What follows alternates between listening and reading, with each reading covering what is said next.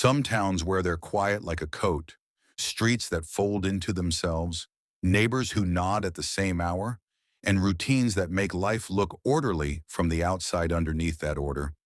Resentments can calcify into a hardness that can be startled into motion by a single trigger. These are four short stories about that moment. The moment someone decides their private grievance will be answered by violence.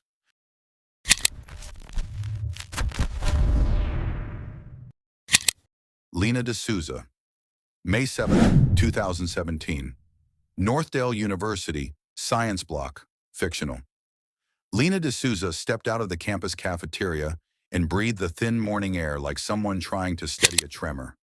Years of nights bent over data, grant proposals, and lecture slides lived in the worn folder she clutched to her chest. Today was the tenure committee meeting. Today the verdict would be announced inside the conference room. The polished table caught the light.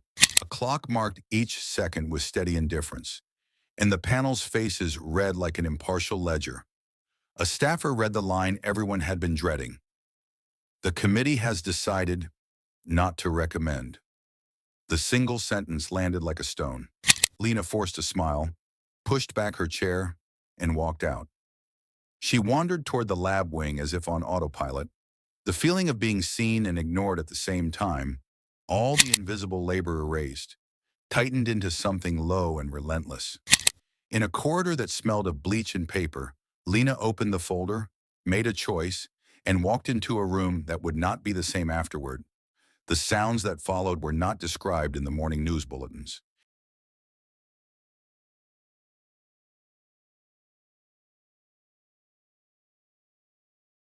Instead, there was stunned silence, a campus stitched into a single headline, and a sentence in the police report that read, "An act motivated by perceived personal injustice." Friends remembered her as quiet, meticulous, the kind of person who kept her disappointments inside. After that morning, they said, with the sort of helpless sorrow people use when they cannot find an explanation, she'd been quiet for a long time, then suddenly she wasn't. Scott Reed, January 6, 2018. Helmer County, South Persnick, fictional. Scott Reed had once worn the uniform with pride.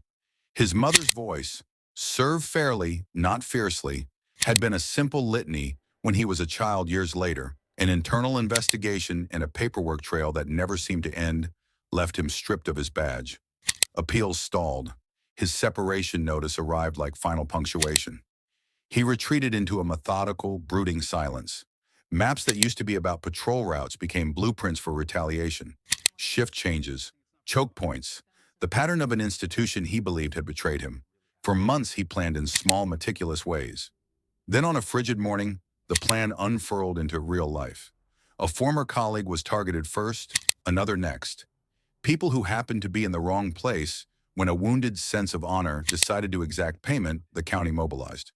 A standoff ended in a warehouse while negotiators tried to bridge the gulf between grievance and consequence. Scott's last voice on the phone, to the sister who still loved him, asked whether he had been wrong or whether the system had been. There are no tidy answers after gunfire, only files and a mother's unanswered questions about what pride meant when it turned inward and then struck outward. Kalia Martin, April 14, 2001. Riverstone, Channel 6 News, fictional. Kalia Martin had been the dependable face on the evening broadcast. The poise, the practiced cadence that turned events into digestible narrative. What viewers didn't see was the newsroom undercurrent, reshuffles, promotions that felt arbitrary, in a culture where a name could rise and fall between programming blocks. When Kalia's name was bumped from the prime desk to make room for a newer face, something in her that had been tenderized by years of small humiliations tore. On a spring afternoon, she sat in a vehicle outside the station, rehearsing lines that would never be read on air. When she walked into the studio that day, grief and rage had braided into something decisive and irreversible. The live broadcast froze into a frame the city would not forget. 2 colleagues lost their lives. The feed, the very medium that had been Kalia's life, became the stage for the terrible choice she made.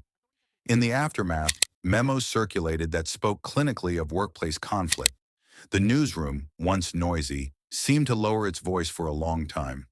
People learned to check the microphone with an extra reverence, as if a fragile human could be broken on either side of that thin metal grill.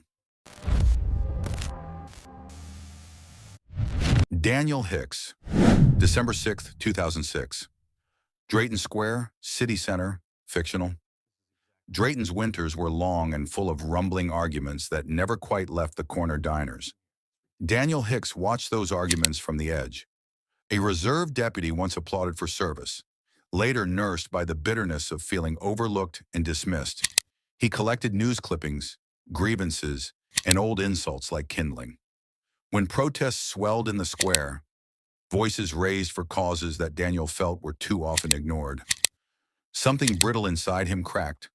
The protest's din became the spark for a memory he could not contain. In the crowd's shadows, he made a choice that would irreparably alter lives. Gunshots that echoed into a night of panic. 5 names added to an ever-growing list of public tragedies. Authorities eventually used a robot to approach his last position. The mechanical limb unfolded grimly, like the final chapter of a story no one wanted to read. The morning headlines showed faces and numbers, while quieter conversations asked whether a man's private accumulation of pain ever justifies public harm. The unanswered question hovered over the city the way smoke did that night, persistent and choking. These are 4 short stories about that moment when Private Payne